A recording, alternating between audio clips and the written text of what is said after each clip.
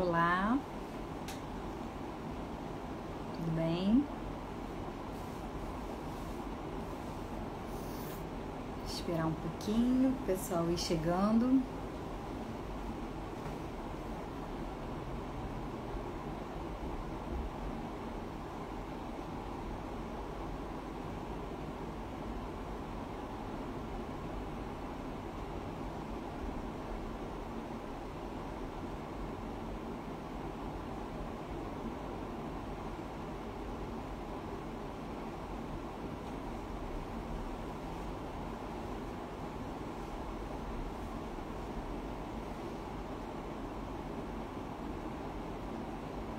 Oi,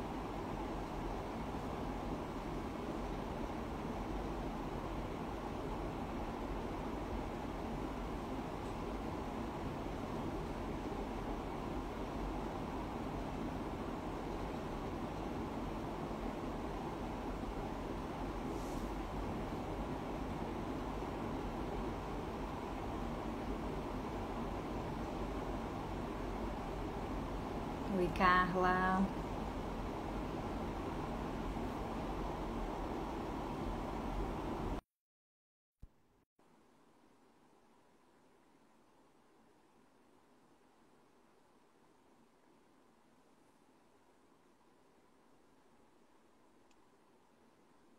Olá, Luara, tudo bem? Tá me vendo, Oi, me ouvindo? oi, Carla. Tudo bem? Tudo jóia. Deixa eu Tá me ouvindo aumentar bem? aqui o volume para te ouvir bem. Você tá me ouvindo bem? Tô ouvindo sim. Que bom. Bem, as pessoas estão entrando um pouquinho, aos pouquinhos. Acho que eu vou aproveitar aqui e encaminhar para algumas pessoas. Sim. Bem, acho que eu vou iniciando aí a apresentação da live. Boa noite a todos que estão entrando. Olá, oi, Adriana. Bem, a gente hoje está dando continuidade à nossa série de lives, né, do Fardo de Ternura. Eu sou Luara, sou doula e sou consultora em amamentação, integrante do Fardo de Ternura. E a gente planejou aí a gente planejou para agosto, né? Por conta do Agosto Dourado, uma série de lives, sempre na segunda, quarta e sexta de toda semana. Semana passada a gente acabou ficando de castigo por conta de uma publicação que a gente fez e, enfim, acabamos tendo que ficar sem de quarta até sábado, sem entrar ao vivo. Então, enfim, a gente hoje está dando continuidade e a gente está remarcando também as lives que a gente acabou não conseguindo fazer. Mas hoje a gente está com esse tema maravilhoso, né, que é frenotomia e frenectomia. Já já a gente vai falar tudinho sobre isso. E, bem, vou falar um pouquinho do fardo, depois a Carla se apresenta e a gente entra no nosso assunto de hoje, tá bom? Bem, o Fardo de Ternura, ele foi um grupo que começou como um grupo de apoio ao pós-parto, há mais ou menos 5, 6 anos atrás,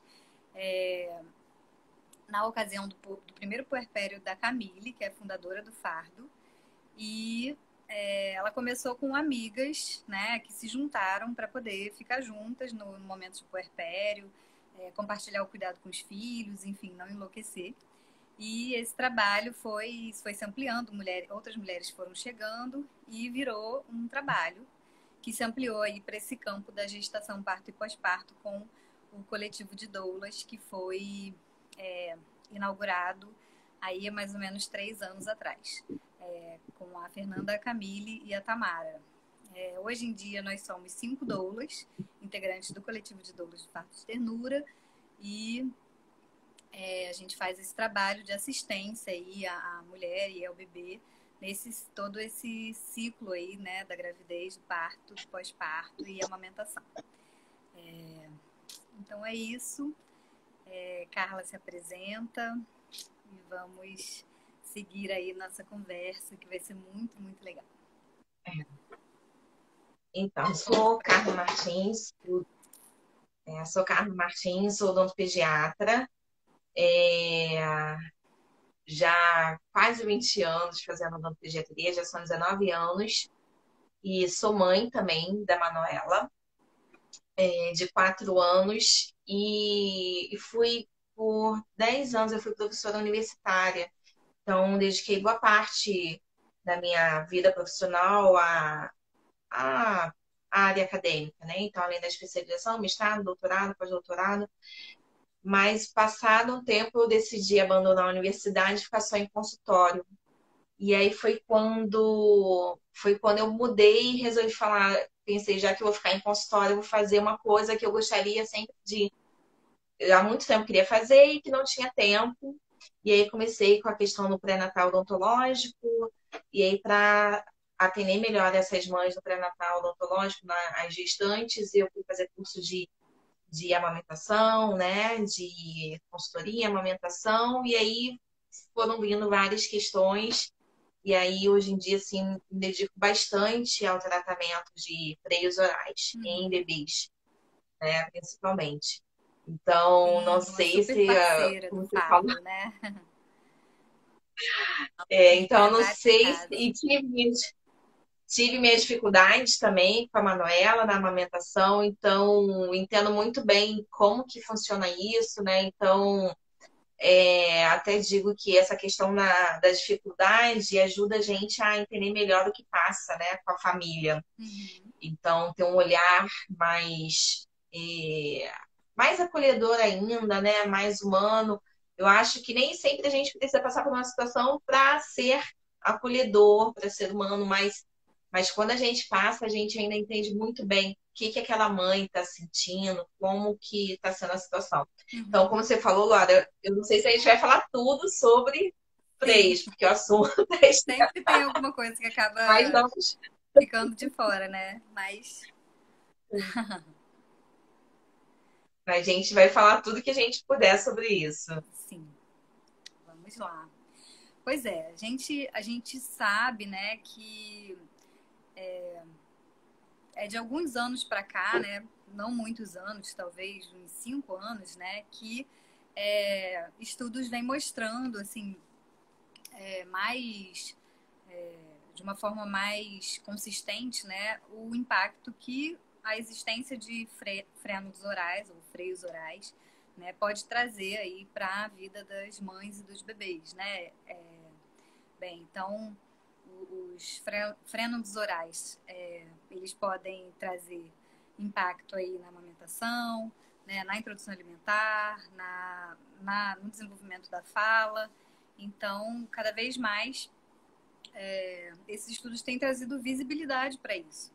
Né? Então, acaba que isso possibilita também que no atendimento às famílias, isso possa ser identificado também precocemente, né? E então, possa ser proposta também uma intervenção para visando aí a proteção da amamentação, né? O prolongamento desse período de amamentação e uma experiência mais satisfatória aí, né? Para a mãe que quer amamentar e encontra essa dificuldade.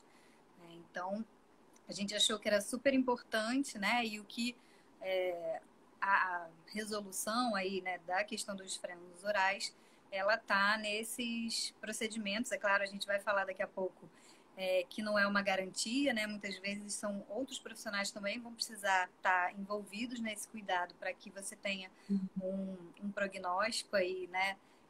Bacana e para esse bem-estar na amamentação, mas existe aí esse procedimento né, que é o que a gente vai estar conversando aí hoje. E aí a gente achou que era importante trazer, porque muitas vezes as famílias ficam, né, com dificuldade de tomar essa decisão, né? Ah, sim, eu vou fazer esse procedimento, né? Sem saber como é que vai, quais são os benefícios que ele vai trazer, se vale a pena realmente fazer, né? Então, a gente achou que era muito fundamental a gente trazer esse tema para essa live, para esse mês aí de agosto. E muitos nem conhecem, né? Nem nunca ouviram Sim. falar. Então, acho fundamental falar sobre isso, porque muita gente nunca ouviu falar, né? Uhum. Não tem a menor noção, Sim, né, sim. de que isso possa existir. É, e acabam ficando um pouco muito perdidos, assim, caramba, será? Eu preciso fazer, né, um procedimento e tal. Uhum. Mas vamos trazer um pouco para isso mesmo, né? Tragam as dúvidas que vocês tiverem, né? Comentários, que a gente também vai fazendo uma conversa aí nessa live. Mas conta pra gente, Carla, assim, você tem percebido na sua prática clínica uma procura maior, né, para avaliação de freios orais, de famílias aí que enfrentam esse problema? Como é que você vê isso? Assim, o que você. Então, até, assim, na verdade, tem mais de um momento, né, dessa questão. Como no pediatra, na verdade, tem crianças maiores também, mas, assim, eu vejo duas situações que eu posso responder em relação a isso. Eu tenho bastante procura dos bebês, né, das famílias de bebês de recém-nascidos, geralmente com 5 dias de vida, quando já começam a procurar. Às vezes eu tenho, assim, de ter alta da maternidade, chegar em casa, ver que a amamentação não está fluindo bem, ter uma consultoria, né? Ter a consultora de amamentação orientando e alguém chegar nessa questão dos freios que podem estar interferindo. Então, Uhum. eu de fato tenho bastante procura para esse tipo de atendimento. Até mesmo porque é muito bacana você estar falando no início sobre o fardo, né? Então, o que é muito legal é que tem aqueles pediatras verdadeiramente amigos da amamentação, que conhecem, né, que são atentos, porque qualquer um, né, a gente pode falar assim, ah, eu concordo com a amamentação. Claro, quem é que vai dizer que não concorda, né, sabendo de todos os benefícios, mas tem, felizmente, até Fabi Durão tá aí assistindo, né, tá participando com a gente, é uma delas, que tem esse olhar de que quando a amamentação não está indo bem, de olhar para a boquinha do bebê e poder ver que a questão está ali dentro. Como também, além dos pediatras, tem a questão as consultoras de amamentação, daí o fardo é bem legal, porque vocês têm essa visão assim tão de olhar, né? E até mesmo nesse período de pandemia, foi muito bacana porque eu vi assim pacientes que chegaram para mim através da consultora de amamentação que suspeitou através de uma consulta online, Sim. né? Então, nem precisou ser presencial, né? Mas pelo conhecimento, até pela experiência de ver algumas questões, e acho que isso é fundamental até mesmo para poder saber encaminhar. Você pode não dar o diagnóstico, mas você já suspeita que possa ter alguma coisa ali, né? E Sim. poder encaminhar para o especialista que vai fazer isso. Então, acaba que eu tenho uma demanda grande, realmente, desses pacientes. Mas é engraçado também, e que vem muito, na maioria das vezes, voltado para a amamentação, né? Com problemas na amamentação. Outros, um outro grupo menor, são de bebês um pouquinho maiores, 4 meses, muitas vezes, que a amamentação já fracassou, já desmamou, mas que ainda assim vem, porque teve lá no teste da linguinha uma alteração observada, e aí vem pensando na fala, Uhum. entendeu? E uma coisa que eu fico assim feliz de perceber que recentemente tem aumentado são pessoas também preocupadas com a introdução alimentar. Uhum. Então também começa, porque isso era uma coisa que assim, eu não vi essa preocupação, ou com a amamentação ou com a fala, mas Uhum. também tenho visto pessoas preocupadas, ou seja, é bacana ver que acho que a informação está chegando para as pessoas, sabe? Sim. Apesar de ainda ser um grupo pequeno no meio de um país tão grande, tão populoso, Uhum. a gente começa a ter pessoas já tendo conhecimento que possam ter alterações dentro da boca que vão interferir em várias funções, né? Desde a amamentação a funções futuras. Uhum. E isso também acontece aqui no grupo. E talvez essas pessoas que chegam, né, já com os bebês maiores, não encontraram lá no comecinho um profissional que orientou, né, e atentou para essa possibilidade, né, de que talvez tivesse ali uma alteração, né, que precisaria dessa intervenção aí precoce para evitar, né, um desmame tão cedo, né? Se foi algo que essa mãe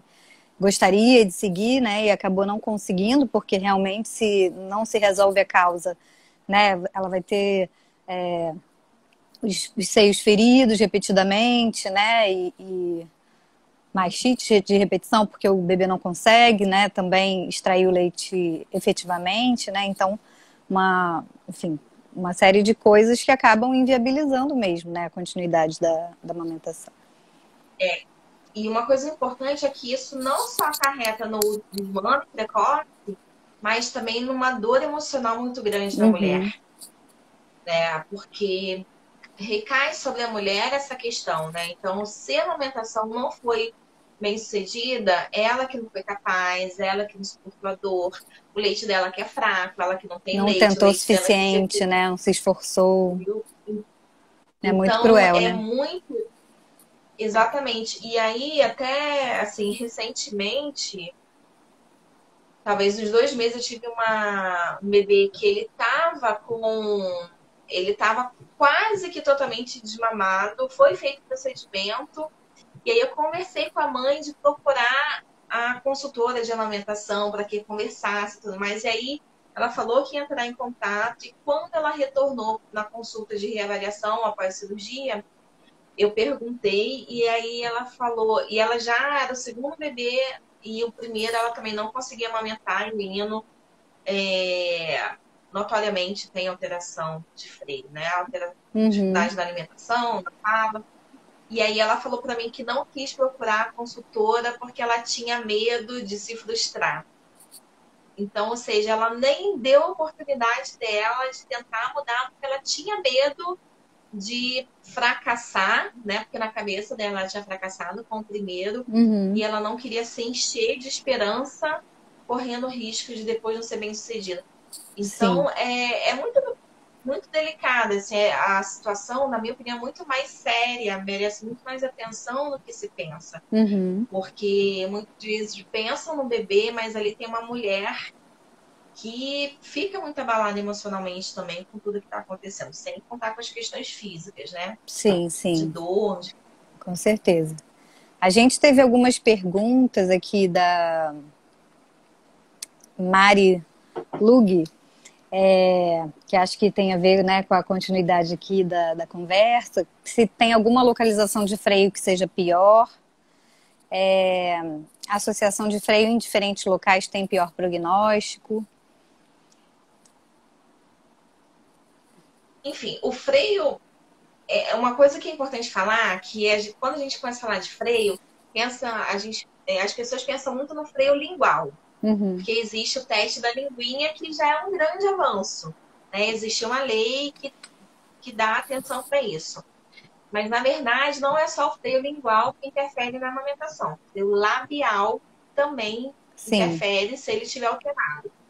Então, em relação ao freio lingual, uma vez que ele está alterado, seja ele mais anterior, seja ele posterior, seja ele submucoso, ele sempre vai trazer algum dano. Em relação ao freio labial, e aí eu acho que fica mais fácil de responder essa pergunta, se tem alguma localização, o freio labial, quando ele tem a inserção, ele finaliza lá na beiradinha da gengiva, aí sim que é o que... Porque freios, uma coisa que eu sempre falo para os pacientes, para as famílias, né? Freio todos nós temos. Às vezes eu recebo mensagem assim, meu filho nasceu com freio. O meu filho não passou no teste da linguinha. Eu falei, gente, não tem que passar ser aprovado ou reprovado, né? Freios todos nós temos. Sim. A questão é que ele pode ter a posição, a inserção dele, ou ele pode estar alterado e isso vai trazer danos. Então, no freio labial, que fica mais fácil para responder a pergunta, né? Se seria o pior, é aquele que vai lá embaixo na beiradinha da gengiva. E tem uma questão também que ter um freio não necessariamente significa, né? Ter um freio alterado não significa necessariamente que você vai ter problemas na amamentação aí, né, desde sempre, né? Você depende ali daquele encontro, né, da boca do bebê com o seio da mãe, né? Então, precisa avaliar e observar para definir que realmente é o freio que está, né? Que o freio está produzindo um impacto ali na amamentação, né? Quais? Assim,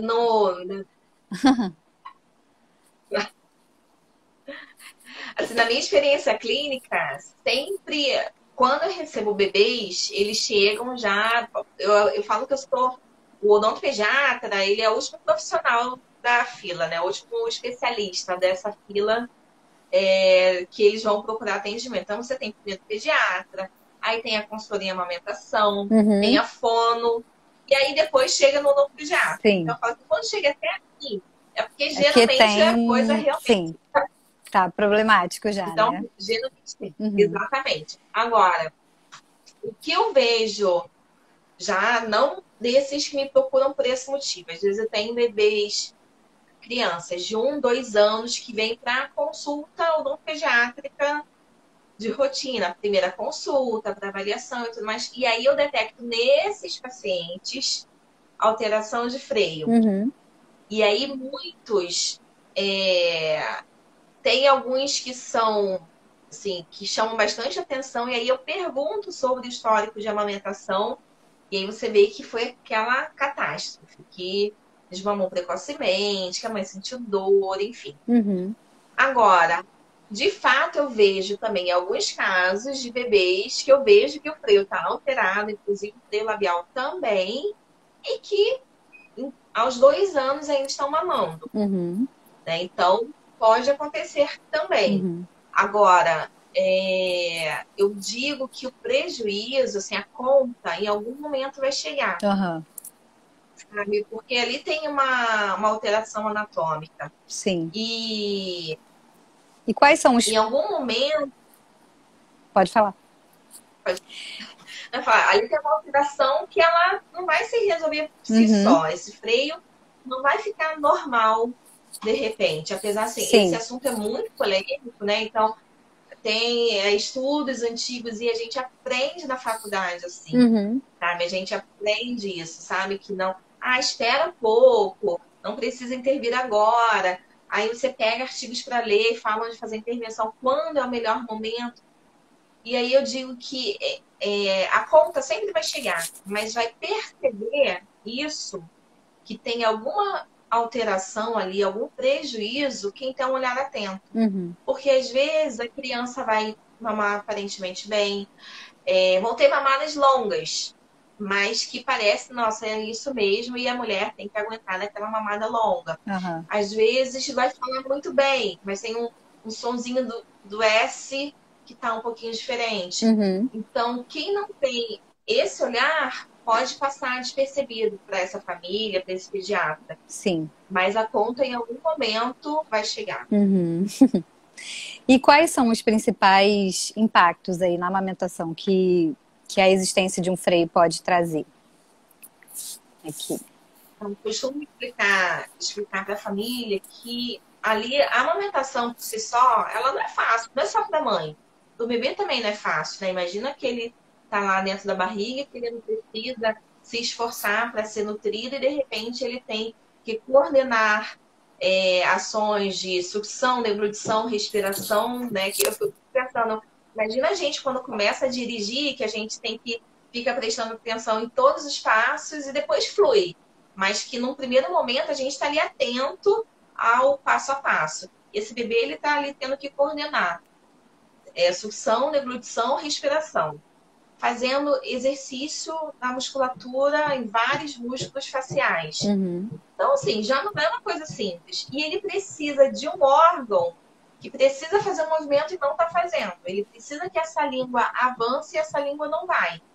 Então, para esse bebê, acaba sendo muito cansativo. Uhum. Ele se esforça demais, ele não tem o resultado que ele precisa, ele não tem o resultado correspondente a todo o esforço dele. Então, a gente vê aqueles bebês que vão mamar, tiram um cochilinho.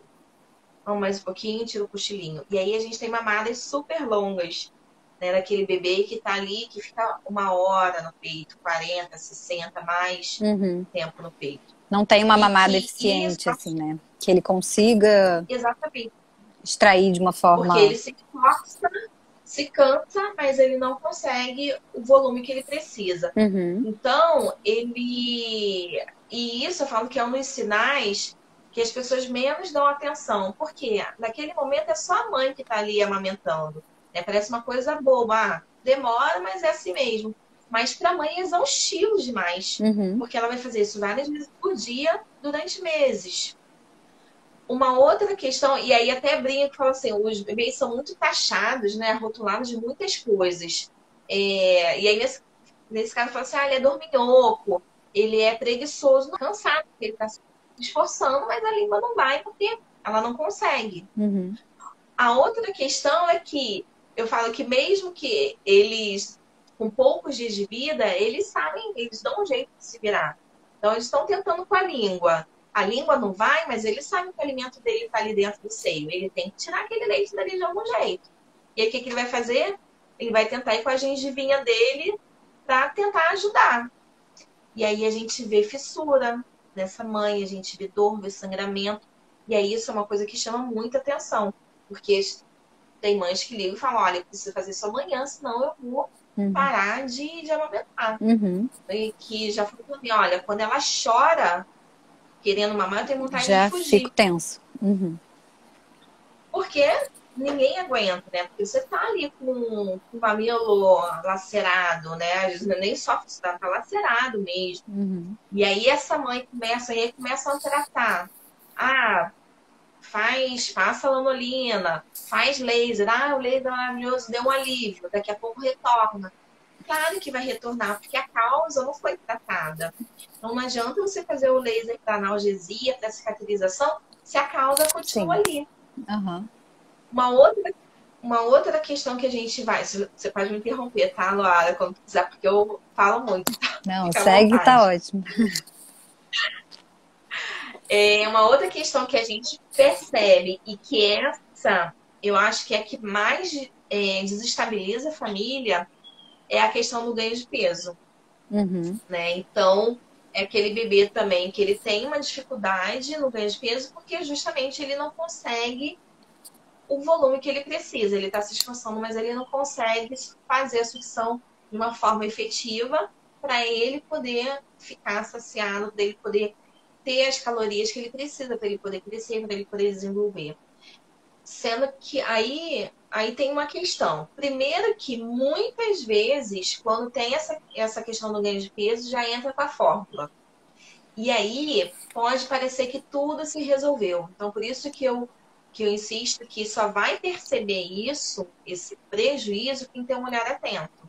Então, e quando a fórmula entra, a mamadeira entra, infelizmente ainda vejo uma corrente, né, uma mudança chegando, mas ainda muito, muito, muito comum na nossa sociedade, né? Ainda são hábitos muito comuns e às vezes a mãe quer tentar a amamentação, mas sem família ali em cima, né? Falando para oferecer a mamadeira, a fórmula. Então, quando essa família ela começa a usar a fórmula, às vezes ela esquece e deixa para lá porque aparentemente foi resolvido. Mas, ou então, se tiver realmente uma orientação melhor, que é o correto, por que esse bebê não está ganhando peso? Sim. O que tem de errado para ele não estar ganhando peso? Não pode justamente, simplesmente, não está ganhando peso. Não. Você é uma Precisa questão investigar, de né? Exatamente. Então, a gente vai para a eliminação. E isso é uma coisa que chama atenção, né? Então, às vezes, E é muito comum, às vezes, a família fala assim, eu achei que estava tudo bem, porque ele ficou 1 hora no peito. E aí eu fui pesar e aí ele não estava ganhando peso. E isso deixa a família muito transtornada. Né? Eu acho que é a situação assim, mais delicada. Mas tem uma outra questão também, que eu sempre falo, é o seguinte, que não necessariamente o bebê ele vai ter dificuldade no ganho de peso.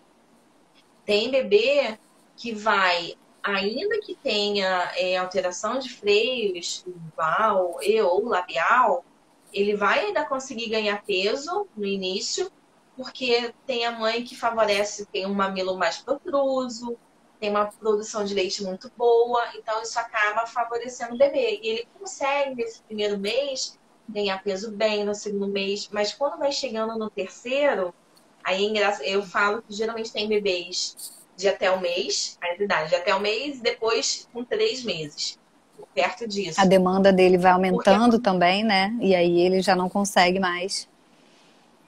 exatamente. E as famílias têm uma frase assim, que é muito repetida, fala assim, ah, ele passou a brigar com o peito, ele chora, ele fica irritado, ele bate no peito.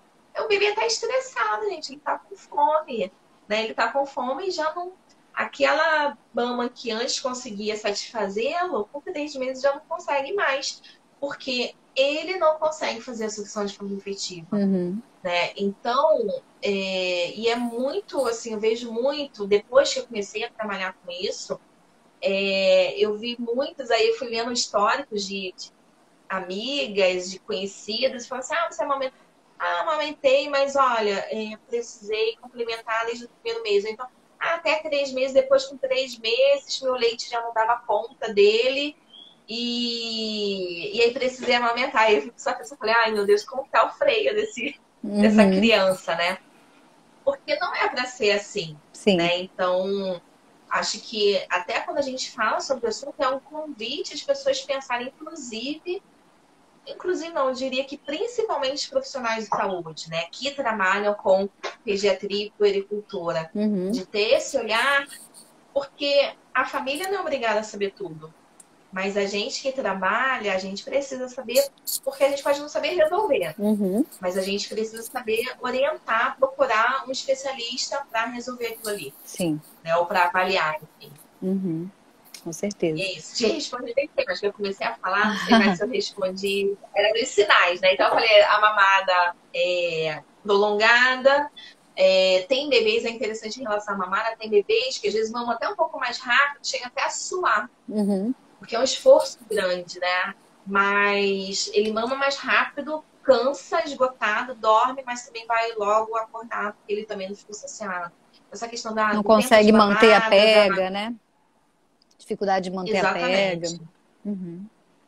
Quando tem alteração de freio labial, então você vê uma perda do vácuo, né? Uhum. Então, são questões que a gente vê muito. A questão da ferida da mãe, né? E do ganho de peso. Uhum. E aí, a gente tem esses dois procedimentos, né? Frenotomia e frenectomia. Qual é a diferença entre um e outro? Qual que isso gera Então, dúvida também? Na frenotomia, você não faz uma remoção total do freio, ainda fica um resíduo. E na frenectomia, a gente remove todo o freio do bebê, né?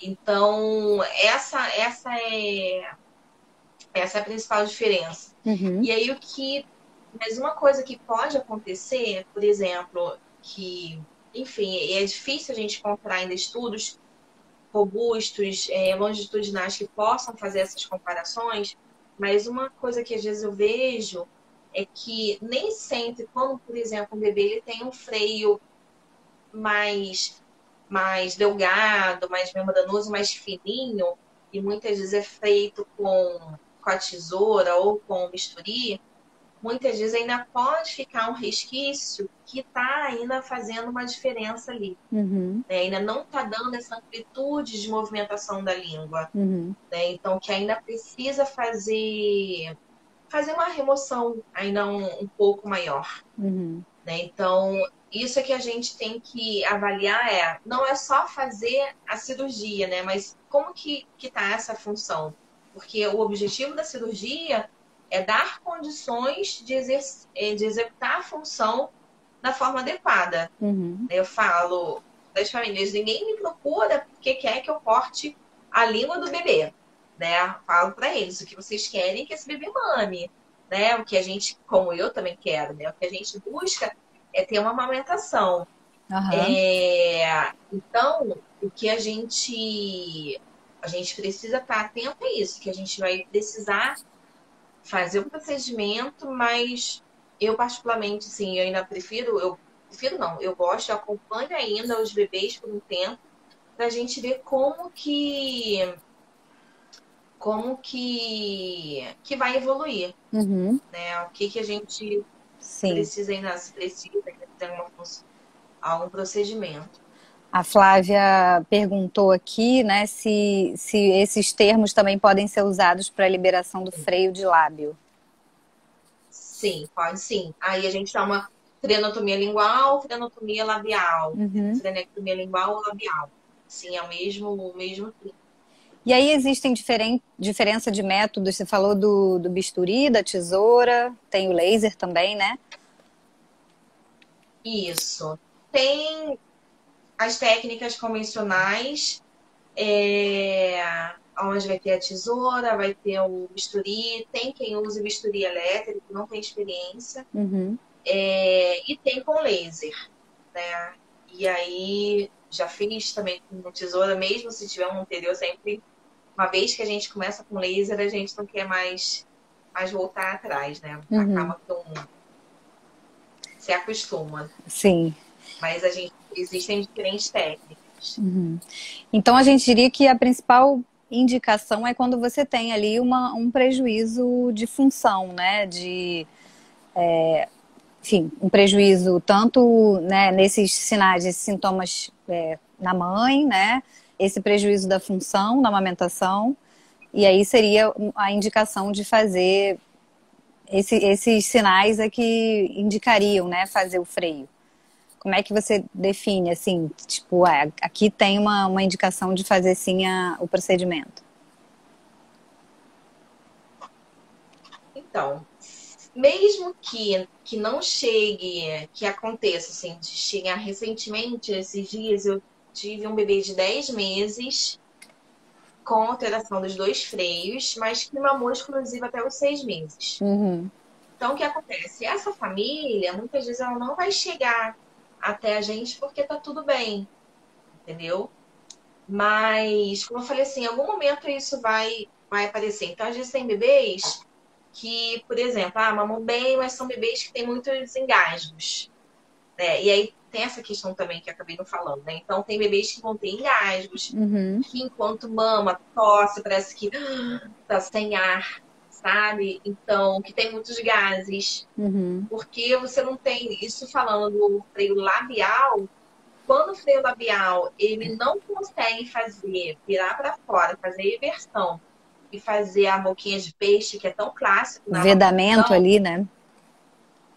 Exatamente, exatamente. Se você não faz a boquinha de peixe, você não tem vedamento. Se você não tem vedamento, você tem Entra muito entrada de ar. ar no cantinho de boca. Sim. Nessa hora que entra ar, o vácuo que foi formado lá dentro, na hora do vedamento, é uma ventosa, né? Como uma ventosa, como um desentupidor de pia. Lá dentro tem um vácuo, tem uma pressão negativa interna. Sim. Então, esse vácuo que tem lá dentro, com o movimento de sucção da língua, faz com que esse leite possa ser secretado na boca do bebê, para depois a língua ainda levar para ser engolido. Se entra o ar, perde o vácuo, essa língua acaba se soltando, né? Não consegue manter aquele movimento. Tem os estalinhos.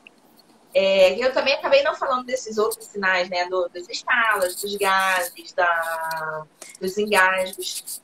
Você vê aquele bebê, então você compromete a efetividade da amamentação, da sucção.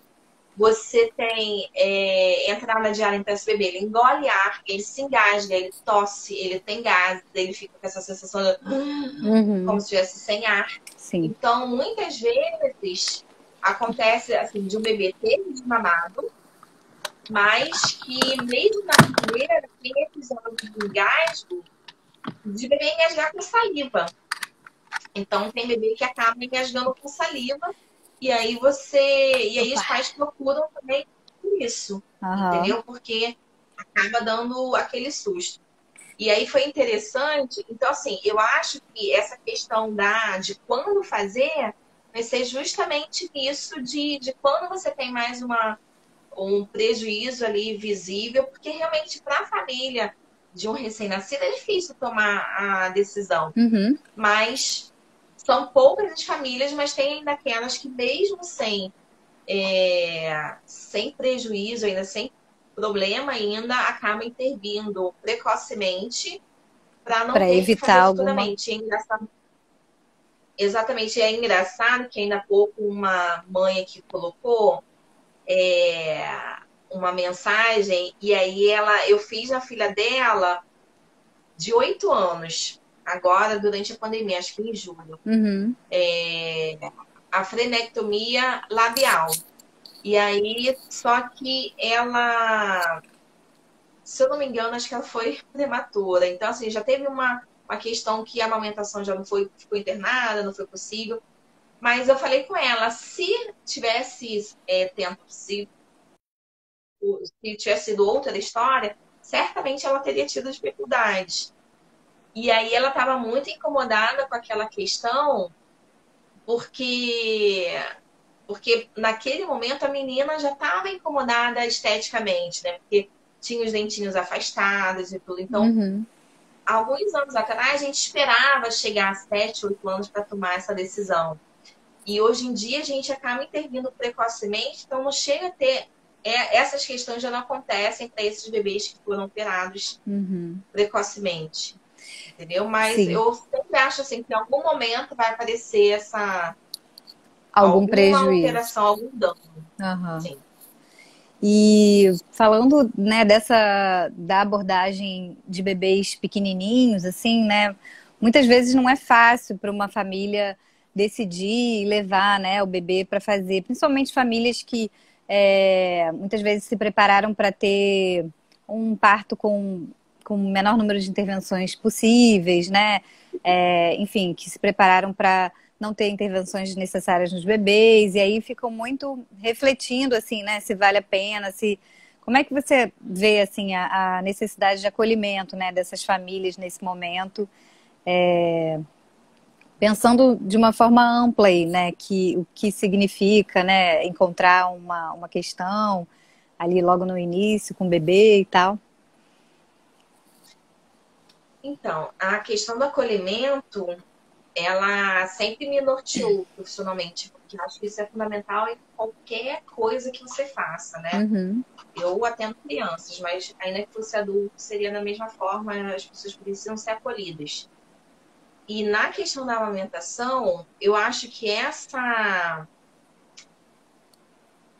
questão ela acaba funcionando justamente pela empatia, pelo acolhimento, pela forma como você fala, porque eu tenho muitas. E aí o que acontece? Geralmente, quando o paciente procura para atendimento, eu peço sempre para direcionar para o telefone do consultório, né? Para agendamento, o que for, para informações, enfim.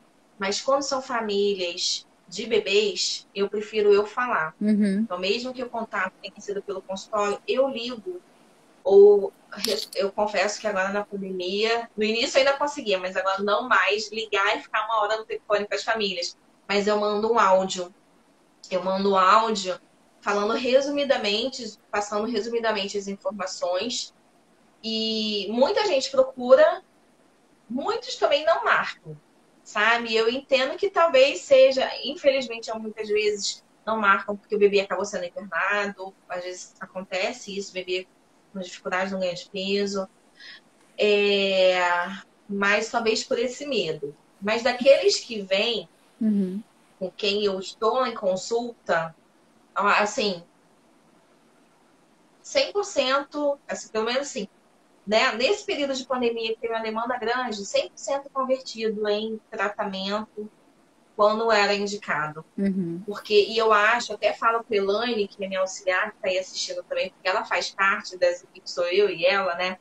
E eu falo que eu acho que é uma situação tão difícil, né? Uma decisão tão difícil de tomar, e eu acho que isso acontece justamente pela maneira de falar, de colocar, e de mostrar, e de passar a informação, né? Porque a gente precisa, não é só avaliar, poderia só avaliar, fazer em 1 hora uma consulta que eu faço em 3 horas. Uhum. Então, realmente, assim, são 3 horas que eu dedico para aquele atendimento ali, para poder falar, para poder explicar, para poder me disponibilizar, tirar as dúvidas. E eles precisam se sentir assim acolhidos e saber que vai ser feito ali o melhor para eles. É fácil? Não é. Uhum. Durante o procedimento, Tem mãe que chora, tem pai que chora, tem vários pais que choram, Uhum. mas ao mesmo tempo eles estão ali sabendo que estão fazendo o que precisa ser feito, né? O que é melhor para um desfecho positivo da amamentação. Uhum. Que bom, ótimo. E como é que você vê esse pós, né? Como é que é o pós-operatório do procedimento? Como é que é o acompanhamento, né? O que que você acha que é importante nesse Então, segmento, né? Que outros profissionais também podem estar, né, uma coisa que é nesse importante, pós. Laura, que eu sempre falo, Ah, a Mary tem uma perguntou sobre a frase, analgesia. Ele é feito com anestesia? sim, é feito com anestesia. Também nesse assunto, tem colegas que fazem com anestésico tópico, que, enfim, tem diferentes formas. Eu faço com anestesia local, porque eu quero ter segurança de que esse bebê ele não vai ter experiência de dor. Uhum. Agora, o pós-operatório, tem uma frase que eu não gosto, realmente tem uma implicância muito grande, mas é muito comum que é só um cortezinho, é só um piquezinho. E eu sei que essa frase tem a intenção de minimizar, de deixar esse coração da família que está apertado, Uhum. deixar mais tranquilo. Mas eu sempre falo assim que não é só um cortezinho, não é só um piquezinho. É um processo. Então, a frenotomia, ele é um. Assim, eu nem gosto de direcionar para a cirurgia em si. O tratamento dos freios orais, ele é um processo. É um processo onde a primeira etapa a gente vai fazer a avaliação, vai fazer exame clínico, diagnóstico e a intervenção cirúrgica quando diagnosticado freio alterado. A segunda etapa, e aí entram uma consulta com a fono. Então, a gente tem parcerias, né, de pessoas que trabalham também na Ótimo. área. A Uhum. Juliana Dili está aí assistindo, tem a Érica Ligeiro, tem outros colegas que fazem o atendimento desses pacientes que eu atendo no pós-operatório. Por quê? Porque uma vez que a gente faz a cirurgia, essa língua já é capaz de se movimentar. Não tem mais a barreira física. Uhum. Então, anatomicamente, em relação à forma, tá tudo ok. Uhum. Mas e a função? Sim. Essa língua foi formada na quarta semana de gestação. O bebê está com um mês, então teve toda a gestação da quarta semana em diante, mas aquele período que pode parecer pouco, mas ele tem uma memória de que a linguinha dele só vai até ali. Uhum.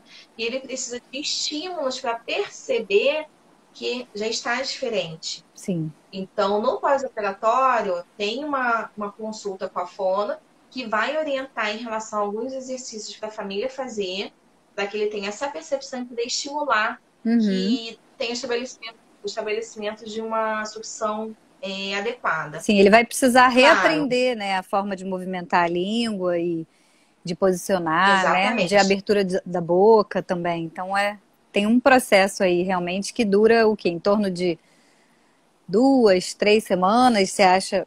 Ou depende também da Não, eu complexidade geralmente, da situação? depende. O que o que eu passo para a família? A primeira semana é uma semana de adaptação. Uhum. É fundamental fazer os exercícios. Quando eu passei a inserir no tratamento a consulta fonoaudiológica, assim, tudo melhorou demais. Porque às vezes você fala, eu preciso que você procure uma fono, aí não vai.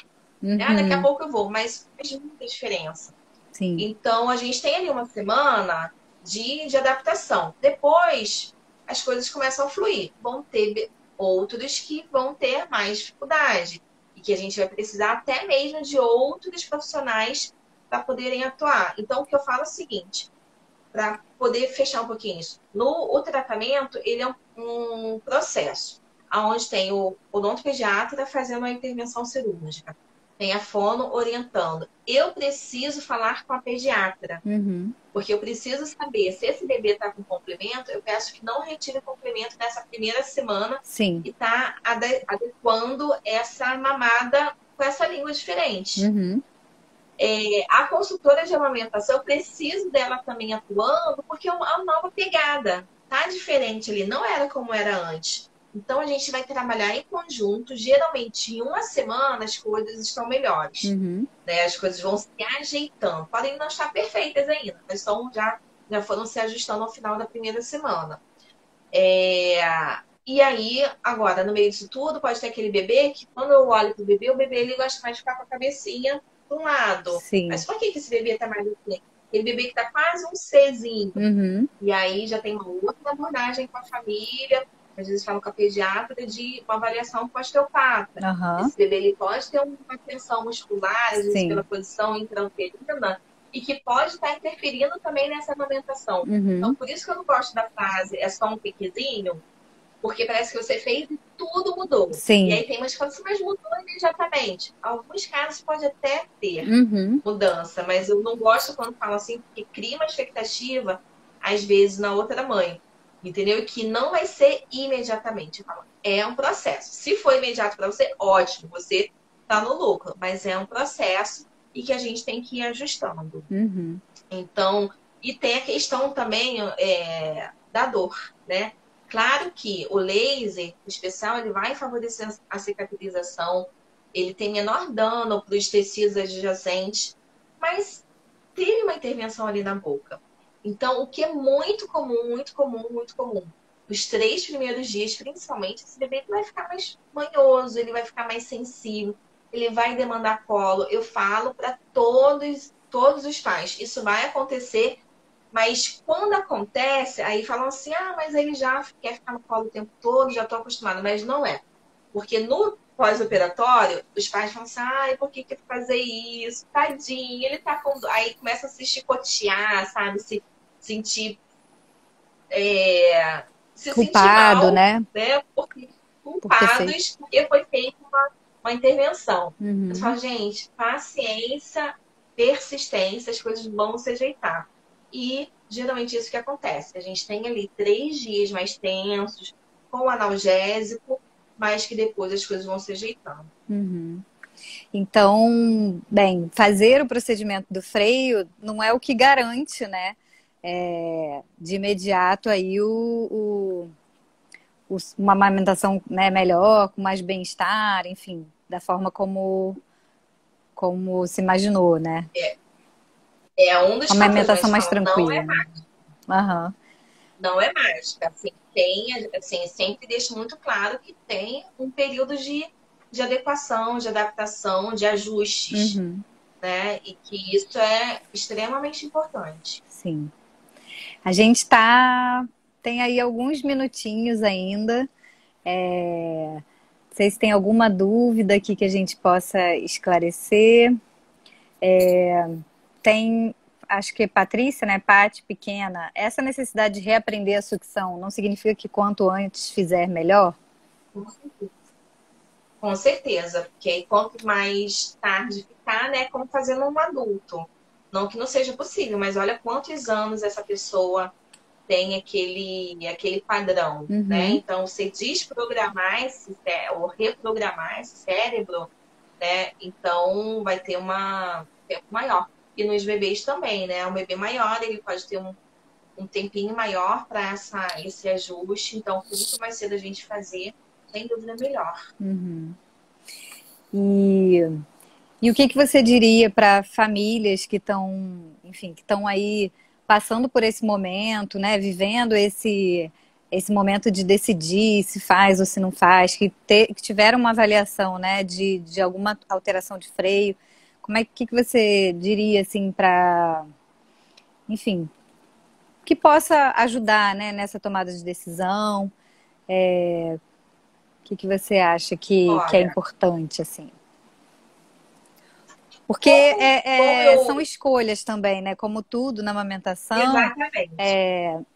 essa, ter uma assistência de qualidade vai possibilitar para uma família ter informação de qualidade, ter boas avaliações e tomar essa decisão, né? Do que vai direcionar aí, né, essa decisão. O que eu acho assim, que influencia muito a decisão é essa família, ela tá. Eu acho que ela tem que encontrar um profissional que possa deixá-la tranquila, né? E Uhum, isso vai desde o pediatra, a consultora. Então, eu sei que é difícil, eu sei que se o bebê está ganhando peso, eles vão, né, demorando um pouquinho mais. Então, eu sempre falo, cabe a mim, como profissional, orientar, né, passar as informações. Ah, doutora, posso dar a chupeta? Dá, qualquer um pode dar a chupeta, a gente Uhum. pode fazer o que a gente quiser. É o melhor? Não é. Então, assim, como profissional, cabe a gente falar o que é o melhor. Mas a decisão é sempre da família. E o que eu acho, assim, que eu sei que é pesado e tudo mais, mas até procure saber de outras famílias. Uhum. Até não consegui ainda, mas pretendo ainda esse mês fazer live com algumas famílias Sim, para poder falar da sua experiência, porque às vezes você acha que só acontece com você, que sim, só sim. o Não, meu isso bebê é é incrível, assim, né? Muito bom poder e ter vai contato ver com que é outras muito mais famílias. comum. Aham. Para Exatamente, encorajar, é assim, muito né? mais comum. De que é um caminho. Sem contar que entram no Google e aí vê coisas assim terríveis. E isso vai criando expectativas piores, né? Sim. Então, conversem com outras famílias para poder ver que isso é uma coisa muito mais comum do que se pensa, que as coisas vão se ajustar. E procure um profissional que possa te deixar à vontade, né? Então, te deixar seguro, porque também acho que é isso, sabe? Você tem que estar à vontade com o seu pediatra, com a consultora, com a sua odontopediatra, com quem você escolheu, você tem que, para você entregar o seu filho com tão poucos dias, né, Uhum. com 5 dias de vida, você está ali fazendo a intervenção, você tem que estar com o coração, eu falo, minimamente tranquilo, né? De que, olha, tá doendo um pouquinho em mim, mas eu sei que é o melhor, que vai passar, que as coisas vão se ajustar, Uhum. né? Então, acho que isso é por isso que ter confiança em quem cuida de você é importante para deixar o coração mais tranquilo. Eu acho que você falou uma coisa fundamental, que é esse suporte no pós, né? Também, de você poder ter um grupo de profissionais ali, né? Dos profissionais que estão acompanhando aquela situação, dando esse suporte. Não, você vai fazer o procedimento, mas a gente vai estar aqui para ajustar a Exatamente. pega, para te ajudar nessa adaptação, para ver o que mais a gente pode Isso fazer. eu não faço nada sozinha, entendeu? Não tem como. Eu não gosto da tal frase porque parece que só o dentista vai resolver tudo e não é, Uhum, sabe? É um time. A amamentação ela é multidisciplinar. Não dá sim, pra gente, não dá pra eu pensar. Falei, não dá pra eu cuidar só do bebê e a mãe tá com o mamilo arrebentado, com com a certeza. produção de leite baixa, sabe? Então, preciso da consultora trabalhando a produção de leite dessa mãe, Uhum. sabe? Então, tem que ser em equipe, não dá para ser sozinha. Eu falo, poderia fazer a cirurgia, tchau, acabou.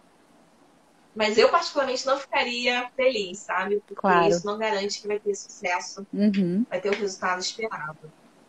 Certo, muito bom. Ótimo. Ó, estão perguntando aí de informação do seu consultório no Instagram.